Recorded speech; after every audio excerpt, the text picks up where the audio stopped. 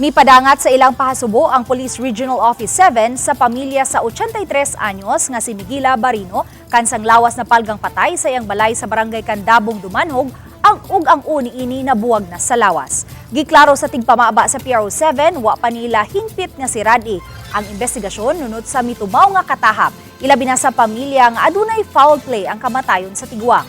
Una nang gipagawa sa Dumanhog Police Station nga natural death ang namatyan sa senior citizen o gitangag sa iroang o hinungdan nga nabuwag kini sa lawas. Samtang girespeto sa PNP ang pagdangup sa pamilya sa namatay ngadto sa NBI alang sa pagpa-autopsy sa lawas niini aron masayran kung gipatay ba kini o natural death ang hinungdan. Gusto kong ipaabot ng ating regional director yung kanyang pakikiramay po, taus-pusong pakikiramay dun sa pamilya po, yung si Lola. So sa ngayon po ay patuloy po yung pagkakandak ng investigation dun sa nangyari.